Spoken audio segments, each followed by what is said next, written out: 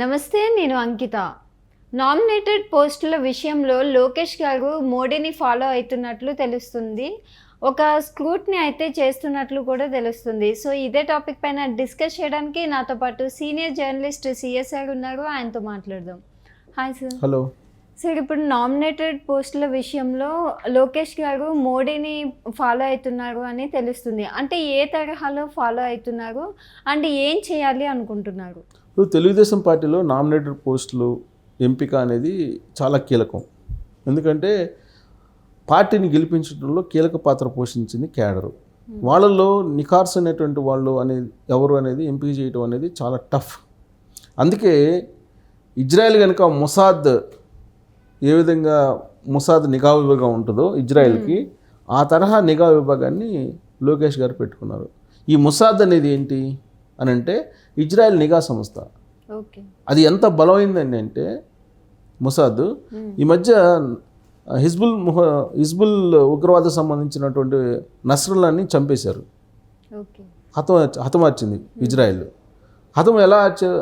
ఎలా హతమార్చగలిగారని అంటే ఎక్కడో ఉన్నటువంటి హిజ్బుల్ చీఫ్ని హతమార్చగలిగారంటే కేవలం మొసాద్ ఇచ్చినటువంటి ఇన్ఫర్మేషన్. ఆ మొసాద్ ఇన్ఫర్మేషన్ బేస్ చేసుకొని దాదాపు 4 అంతస్తుల కింద మళ్ళీ 3 అంతస్తులు దాంట్లో అండర్ గ్రౌండ్లో ఉన్నటువంటి వాళ్ళని, బంకర్లో ఉన్నటువంటి అతన్ని నసరుల్లాని చంపేయగలిగారు. అంటే అంత పక్కా ఇన్ఫర్మేషన్ని మొసాద్ ఇవ్వగలరు. ఇప్పుడు అమెరికాకి ఏ విధంగా అయితే నిఘా సంస్థలు ఉన్నాయి, అందుకన్నా బలమైన నిఘా వ్యవస్థ ఇజ్రాయెల్కి ఉంది. సో అలాంటి నిఘా వ్యవస్థని లోకేష్ గారు పెట్టుకున్నారు. పొలిటికల్ మీద కమాండ్, అంటే ఈ పదవుల ఎంపిక విషయంలో కానీ, లేదంటే ఆల్రెడీ ఇప్పుడు మంత్రులు కానీ లేదా ఎమ్మెల్యేలు కానీ వాళ్ళ పనితీరు, లేదంటే వాళ్ళ దగ్గర ఉన్నట్టు పిఏలు, ఓఎస్డీలు, వీళ్ళ పనితీరు, వీళ్ళు ఏం చేస్తున్నారు అనే దాని మీద ఈ మొసాద్ లాంటి నిఘా వ్యవస్థని అంత పటిష్టంగా పెట్టారు అనేది ఒకటి వినిపిస్తుంది. రెండేంటంటే నరేంద్ర మోడీ గారి మోడల్ని అనుసరిస్తున్నారు లోకేష్ గారు అనేది ఇంకోటి వినిపిస్తుంది పొలిటికల్గా. ఎందుకంటే నరేంద్ర మోడీ గారిని బహుశా ఫాలో అవుతుండొచ్చు ఎవరు లోకేష్ గారు. కారణం ఏంటంటే అమిత్ షా గారిని ఈ మధ్యకాలంలో 1-2 సార్లు కలిశారు. తర్వాత బీజేపీ జాతీయ స్థాయిలో తిరుగులేనటువంటి పార్టీగా ఎలా ఎదగగలిగింది అనే దాని మీద కూడా అందరూ స్టడీ చేస్తున్నారు. పైగా నరేంద్ర మోడీ గారు ఏ విధంగా ఏకఛత్రాధిపత్యంగా దేశాన్ని ఏలగలుగుతున్నారు. ఇప్పటి వరకు కేంద్ర ప్రభుత్వం మీద ఎలాంటి పర్టికులర్గా ఆరోపణలు, రాజకీయపరమైన ఆరోపణలే కానీ ఎక్కడ కూడా ఎవిడెన్స్తో కూడినటువంటి ఆరోపణలు 2014 నుంచి ఇప్పటి వరకు లేవు నరేంద్ర మోడీ గారి మీద. 3వ ప్రధానమంత్రి అయ్యారు ఆయన. ప్లస్ ఆయన టీము ఎంత పగడ్బందీగా పనిచేస్తుంది అనేది కూడా అందరికీ అర్థం కానిటువంటి విషయం. ఆయనకంటే ఒక ప్రత్యేకమైన టీం ఉంటుంది నరేంద్ర మోడీ గారికి. ఆ టీము ఐఏఎస్ల టీం కావచ్చు, ఐపీఎస్ల టీం కావచ్చు, లేదా ఇతర రంగాల్లో ఉండే నిపుణులు కావచ్చు. ఆయనకంటూ ఒక బ్యాక్ అండ్ స్ట్రాంగ్ టీం ఉంది. ఆ స్ట్రాంగ్ టీం ఉండబట్టే 3వ ప్రధానమంత్రి అయినప్పటికీ కూడా ఆయన ఒక దిశగా భారతదేశాన్ని తీసుకెళ్ళగలుగుతున్నారు. 2047 దిశగా వరల్డ్లో నెంబర్ 1 భారతదేశం కావాలనే దిశగా ఆయన వెళ్తున్నారని అంటే ఆయన వెనక ఒక బలమైనటువంటి టీము ఉండాలి. ఆ బలమైనటువంటి టీం కూడా ఎలా ఉంటుందంటే నోటోరియస్ టీం, అంటే సెకండ్ థాట్ లేకుండా ఉండేటువంటి టీము ఆయనకి ఉంది అనేది. ఆ ఎంపికే అలా ఉంది నరేంద్ర మోడీది అనేది. ఆయన ఎంపిక ఎలా చేస్తారు ఆ టీంకి అని అంటే, ఆయన ముఖ్యమంత్రిగా గుజరాత్లో వరుసగా గెలిచిన 3 సార్లు, ప్రధానమంత్రిగా 3 సార్లు గెలిచిన ఆయనకంటూ ఒక ప్రత్యేకమైన టీం బ్యాక్ ఎండ్లో ఉండబట్టే అనేది ఆయన రాజకీయాల గురించి తెలిసినటువంటి వాళ్ళు చెప్తూ ఉంటారు.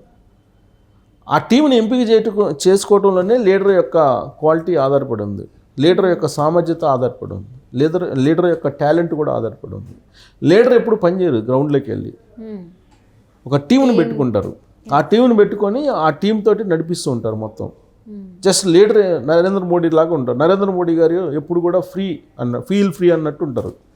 ఎంత అల్లకొల్లం జరుగుతున్నా కానీ, మణిపూర్ లాంటి చోట్ల అల్లకొల్లం జరుగుతున్నా కానీ ఆయన ఎప్పుడు కూడా పీస్ఫుల్ ఉంటారు, ఫీల్ ఫ్రీ అన్నట్టు ఉంటారు ఆయన.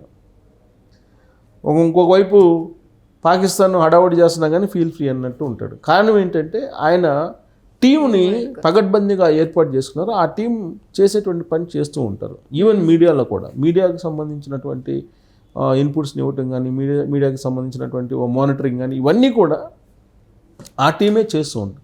విధానపరమైన నిర్ణయాలు తీసుకోవడంలో కానీ ఏవైనా సరే ఎప్పుడు ఎలా ఏ విధంగా వ్యవహరించాలి అనే దాని మీద కూడా. సో ఆ టీం ఎంపిక ఎలా జరుగుతుందంటే 360 degrees అనేటువంటి వ్యూహాన్ని రచిస్తూ ఉంటారు అనేది వినిపిస్తుంది. ఏంది 360 degrees అని అంటే, ఒక వ్యక్తిని ఎంపిక చేయాలంటే సపోజ్ ఆ టీంలో ఎంటర్ కావాలంటే, నరేంద్ర మోడీ గారి యొక్క టీంలో ఎంటర్ కావాలంటే కనుక ఆ వ్యక్తికి సంబంధించినటువంటి ఇన్ఫర్మేషన్ 360 degrees యాంగిల్లో మొత్తం 360 degrees కోణంలో A to Z తెలుసుకున్న తర్వాతనే ఎంట్రీ ఉంటుంది అనేది. లేదంటే ఆ టీంలో ఎంట్రీ ఉండదండి. నరేంద్ర మోడీ గారికి ఏదైతే బ్యాక్ ఎండ్ టీం ఉంటుందో ఆ టీంలోకి ఎంటర్ కావాలని అంటే కనుక ముందు ఒక పెద్ద స్క్రూట్ని ఎదుర్కోవాల్సి ఉంటుంది ఆ రంగాల్లో ఉండేటువంటి ఎక్స్పర్ట్స్ ఎవరైనా సరే. సో 360 degrees నుంచి మొత్తం ఎంక్వైరీ చేసిన తర్వాత ఆయనలో ఉన్నటువంటి లోటుపాట్లు ఏంటి, తర్వాత ఆయనకు ఉన్నటువంటి బ్యాక్గ్రౌండ్ ఏంటి, ఆయన మనస్తత్వం ఏంటి, ఎవ్రీథింగ్. ఇంకా 360 degrees అంటే ప్రతిదీ ఉంటుంది. ఆయన మాట తీరు కానీ, వేషధారణ కానీ, భావాలు కానీ, భావజాలం కానీ, కుటుంబ నేపథ్యం కానీ, ఆర్థిక పరిస్థితి కానీ, ఇంకా మొత్తం టోటల్గా 360 మొత్తం టోటల్ ఇన్ఫర్మేషన్ ఉంటుంది. అప్పుడు సాటిస్ఫై అయితే బ్యాక్ ఎండ్ టీంలోకి ఎంటర్ చేస్తారు నరేంద్ర మోడీ గారు. అందుకే ఆయన సక్సెస్ ఆ విధంగా ఉంది అనేది చెప్తూ ఉంటారు. సేమ్ అదే ఫార్ములాని, అదే మోడల్ని లోకేష్ గారు ఇంప్లిమెంట్ చేస్తున్నారు ఆంధ్రప్రదేశ్లో తెలుగుదేశం పార్టీకి సంబంధించి అనేది. లోకేష్ గారు బ్యాక్ ఎండ్ టీం ఏదైతే ఉందో ఆ టీంలోకి ఎంటర్ కావాలంటే కనుక ఖచ్చితంగా నరేంద్ర మోడీ గారు ఏ విధంగా అయితే స్క్రూటినీ చేస్తున్నారో 360 degrees యాంగిల్లో, అదేవిధంగా ఈయన కూడా చేస్తూ ఉన్నారు. ఆ బ్యాక్ ఎండ్ టీంని ఏర్పాటు చేసుకున్నారు లోకేష్ గారు. అలాంటి టీము లోకేష్ గారికి ఉంది. కాబట్టి తిరుగులేని నాయకుడిగా లోకేష్ గారు రాబోయే రోజుల్లో మనం చూడబోతున్నాం అనేది పార్టీలో కొంత అంతర్గతంగా చర్చ జరుగుతుంది. ఆ టీము ఎంపిక చేసినటువంటి వాళ్ళనే ఇప్పుడు నామినేటెడ్ పోస్టుల్లో అనౌన్స్ చేస్తున్నారని. నామినేటెడ్ పోస్టుల ఎంపిక కూడా ఆ టీము బ్యాక్ అండ్ టీం ఏదైతే ఉందో ఆ టీం ఇచ్చినటువంటి లిస్టు ఏదైతే ఉందో దాన్ని ఆయన ఫైనల్ చేస్తూ ఉన్నారు అని. సో ఆ టీములో ఫైనల్ చేసినప్పటికి కూడా మళ్ళా ఆయన చంద్రబాబు నాయుడు గారితో చర్చించి చంద్రబాబు నాయుడు గారి ఫైనల్ ఒపీనియన్ తీసుకొని అప్పుడు అనౌన్స్ చేస్తున్నారు. అందుకే ఫస్ట్ లిస్ట్ అనౌన్స్ చేసిన తర్వాత ఎక్కడ కూడా అసంతృప్తి అనేది బయటికి రాలేదు. ఏదో చిన్న చిన్న మామూలుగా తప్ప పెద్ద చెప్పుకోదగ్గ అసంతృప్తులు రాలేదు. గతంలో ఎప్పుడైనా సరే నామినేటెడ్ పోస్టులు ఎంపిక చేసినప్పుడు కొంత అలజడి ఉండేది అంతర్గతంగా పార్టీలో. కానీ ఈసారి ఫస్ట్ లిస్ట్ వచ్చింది. 99 మంది, 20 మంది చైర్మన్స్, తర్వాత డైరెక్టర్స్ కానీ లేదా మెంబర్స్ కానీ ఇవన్నీ 99 మందిని ఎంపిక చేసినప్పటికి కూడా ఎక్కడ కూడా పెద్ద అలజడి తెలుగుదేశం పార్టీలో కనిపించలేదు. సో రాబోయేటువంటి లిస్టులో కూడా ఇలానే ఉంటుంది ఎంపిక. సో 360 degrees యాంగిల్లో లోకేష్ గారు ఎంపిక చేసినటువంటి టీం బ్యాక్ ఎండ్లో ఉంది కాబట్టి ఆ బ్యాక్ ఎండ్ ఇచ్చేటువంటి ఇన్పుట్స్ని బేస్ చేసుకొని నామినేటెడ్ పోస్టులు ఎంపిక చేస్తున్నారు. కాబట్టి నామినేటెడ్ పోస్టులో ఎవరికి ఇచ్చినా సరే రాబోయేటువంటి లిస్టుల్లో అది అన్ని రకాలుగా స్క్రూటినీ చేసిన తర్వాతనే లోకేష్ గారి ద్వారానే బయటకు వస్తున్నాయి. సో ఇదంతా కూడా back end team 360 degrees scrutiny చేసి తీసుకున్నటువంటి టీము ఇచ్చేటువంటి ఇన్పుట్స్ కాబట్టి సవ్యంగా సాగుతుంది. లోకేష్ గారి ఒక రకంగా చెప్పాలంటే ఎలాంటి అలజడి లేకుండా నామినేటెడ్ పోస్టులు ఇస్తున్నారంటే అది ఆయన టాలెంట్ అనుకోవాలి. అది నరేంద్ర మోడీ గారి మోడల్ని ఆయన అనుసరిస్తున్నారు అని చెప్పి ఇప్పుడు లేటెస్ట్గా చర్చ జరుగుతుంది. సో నరేంద్ర మోడీ గారు ఏ విధంగా అయితే ఎంపిక చేస్తున్నారో అదే తరహాలో ఎంపిక చేస్తూ ప్లస్ ఓఎస్డీలు అలాగే పిఎస్లు మంత్రుల మీద అజమాయిషీ చేస్తున్నారు. వాళ్ళ మీద నిఘా పెట్టారు.